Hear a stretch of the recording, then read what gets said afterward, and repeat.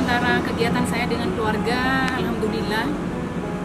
Karena memang sudah terbiasa, sebelum saya punya anak pun saya sudah terbiasa tidak diam, tapi selalu dengan banyak aktivitas. Yang jelas di rumah harus dikerjakan dulu, baru saya action keluar. Di rumah sudah rapi, sudah masak, sudah apa, baru saya action keluar. Saya bagi waktunya mungkin ketika bangun pagi, saya pasti sudah menyiapkan kebutuhan yang akan dibutuhkan untuk keseharian dalam keluarga saya. Entah itu makanan, minuman, itu sudah saya siapkan semua. Dan sambil saya aktivitas, saya mikir, saya nyuci, saya bisa nyuci sambil aktivitas apa nih.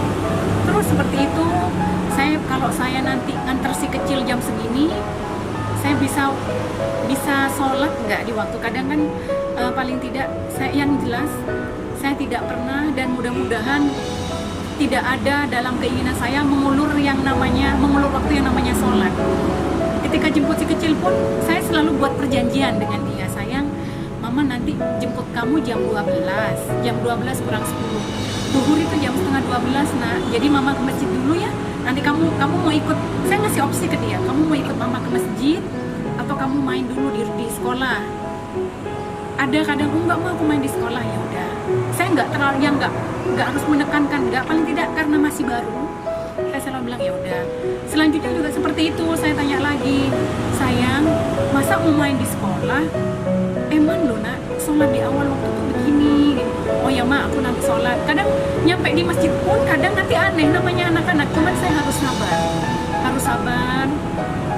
Sampai di rumah pun saya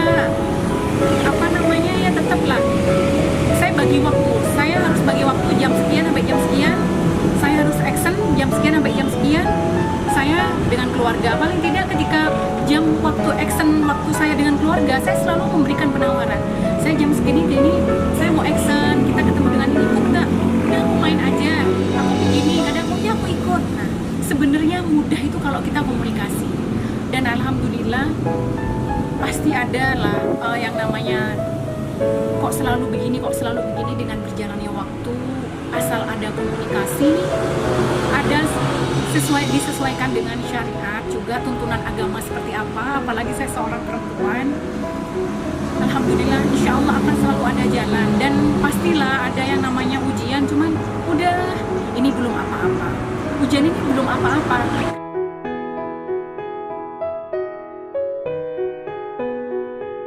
Kenapa saya sangat tertarik sekali dengan belajar sejarah Rasulullah, sejarah, ya paling tidak walaupun nggak banyak lah, sejarah Rasulullah, sejarah perempuan di masa Rasulullah, agar saya lebih semangat hidup.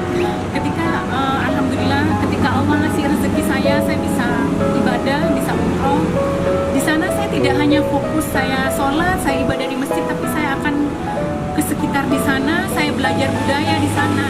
Saya belajar tempat-tempat, dulu di masjid ini Rasulullah begini loh. Dulu di Jabal, contoh katakanlah di Jabal Uhud, alhamdulillah di sana ada gua yang dulu Rasulullah ketika ada perang Uhud, di situ Rasulullah berdarah-darah. Rasulullah naik ke gua itu, berlindung di gua itu. Akhirnya saya mikir, saya jalan waktu itu tinggi seperti ini, Rasulullah berdarah-darah naik ke tempat ini nggak ngeluh. Apalagi saya belum dijamin loh surganya, udah banyak ngeluh. Itu yang terus saya buat semangat belajar, semangat terus menapaki hidup. Pasti ada yang namanya kadang, ya Allah kok begini sih, udah. Rencana Allah tuh yang baik, rencana Allah tuh yang baik. Selalu saya tekankan seperti itu, dan jangan pernah tinggalkan yang namanya belajar, taklim, kajian online untuk motivasi hidup kita. Karena di dunia ini katanya Ustadz Salim Afila apa itu kan, dunia ini cuma sebentar, cuma tempat kita untuk sebentar doang, sedangkan untuk masa-masa selanjutnya itu udah banyak gitu. Jadi adalah bismillah, husnudon sama Allah, insya Allah Allah akan selalu dengan kita. Walaupun kadang mikirnya orang lain sekitar banyak benci sama kita, yakin Allah itu yang sayang sama kita, Allah yang sayang sama kita, dan Allah yang selalu tidak pernah menduakan kita. Itu yang membuat selalu semangat hidup.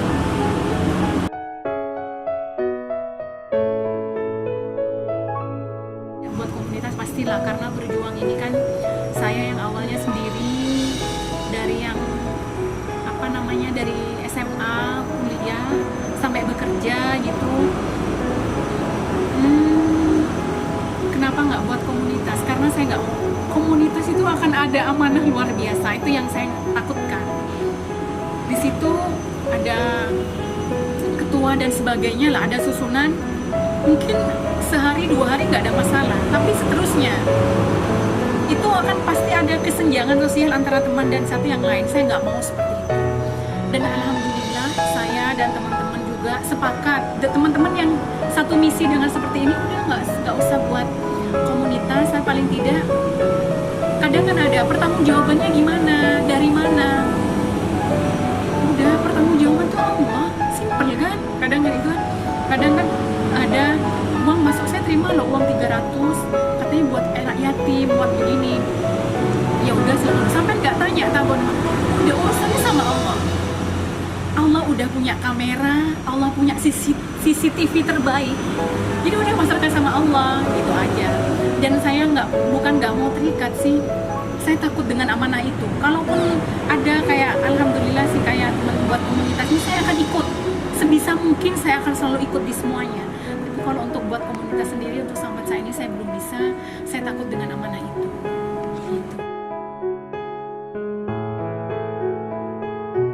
Karena kita kan yang udah sampaikan tadi, kita punya duafa, kita punya yatim, kita punya masjid, kita punya beberapa ya lah yang harus kita lakukan setiap harinya juga. Itu dapat dana dari mana? Itu pertanyaan yang sangat banyak orang juga kadang tanya ke saya.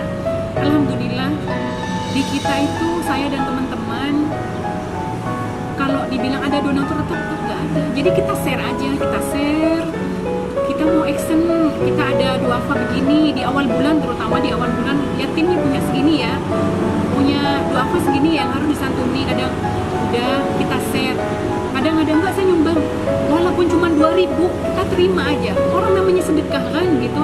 Kadang enggak, saya nggak bisa sedekah uang kita, tapi saya di rumah punya mainan anak, punya buku-buku, punya baju-baju, punya tas-tas, itu kami tampung semuanya. Punya seumpama di rumah punya perabot, punya kasur lipat atau apa, kita tampung semuanya. Dan alhamdulillah, yang jelas untuk kita bisa berbagi itu dimulai dari diri sendiri. Kita nggak bisa sedekah, kita nggak punya uang, ya udah mungkin kita sedekah makanan, di kulkas ada apa. Dan alhamdulillah lah, dengan seperti itu yang jelas kalau dimulai dari diri sendiri dan karena Allah, insya Allah akan selalu ada jalan. Kadang kan mikir ada donatur, tetap nggak ada. Ya kita share aja. Kalau memang yang masuk cuman ini udah berarti tanggungan kita, ya udah saya ngasih sekian, ya kita kayak sama teman-teman ya urunan lah seperti itu. Dan alhamdulillah Allah selalu memberikan jalan agar kita terus bisa berbagi untuk semua.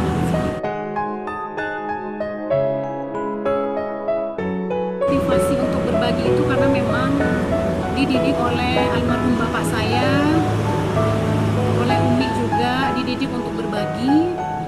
Sejak kecil memang sudah biasa dididik seperti ini. Jadi tidak hanya berbagi yang sudah saya sampaikan, mandiri dan berbagi. Jadi walaupun maaf, ketika keluarga kita mampu, kita jangan mengandalkan itu. Kita harus mengandalkan kemampuan kita. Semuanya kayak saya dulu waktu kuliah, karena saya ingin bisa berbagi, kuliah di biayain orang tua, saya jualan. Jualannya apa sih yang bisa dijual untuk bisa menghasilkan ke kita, ya jualan snack-snack 500-an ke kampus. Kan dari situ kita bisa berbagi. Yang jelas berbagi dimulai dari keluarga terdekat, baru kita bisa ke keluarga, ke orang sekitar. Yang jelas bermanfaat untuk umat, dan motivasinya untuk selalu action dengan seperti ini buat tabungan saya untuk nanti di akhirat kelak.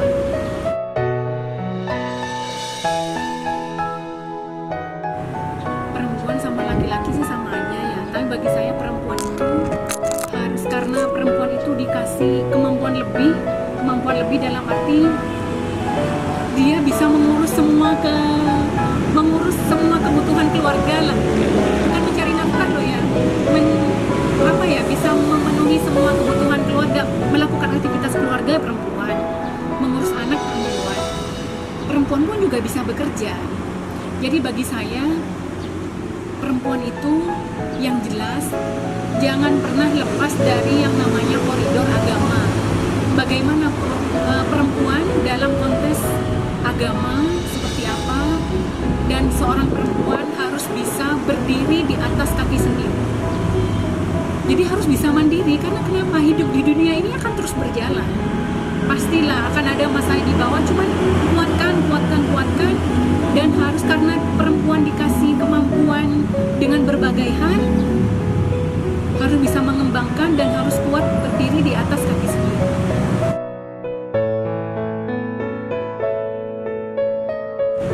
Pesan saya yang jelas, karena hidup di dunia ini sebentar, ayolah kita manfaatkan waktu yang Allah kasihkan ke kita 24 jam. Bagaimana kita membagi waktu dengan Allah, utamakan Allah. Bagaimana kita membagi waktu dengan keluarga, bagaimana kita juga bermanfaat untuk umat, dan terus membuka wawasan kita. Berbagi itu tidak hanya berupa materi, tapi berbagi itu bisa dengan pengetahuan kita. Berbagi itu dengan kita memberi semangat sama orang, membagi itu dengan peduli dengan sekitar kita, membagi itu mungkin dengan barang-barang yang kita punya di rumah. Karena apapun yang selalu menguatkan saya, apapun yang kita punya itu akan dihisap. Gak usah barang-barang, hati kita, pikiran kita akan dihisap. Jadi sebisa mungkin berpikirlah positif, husnudzon sama Allah, husnudzon sama orang lain, dan yakinlah apa yang terjadi saat ini itu yang terbaik menurut Allah, dan menyiapkan bekal terbaik kita untuk akhirat kita, agar kita berkumpul di surga bersama Rasulullah. Amin.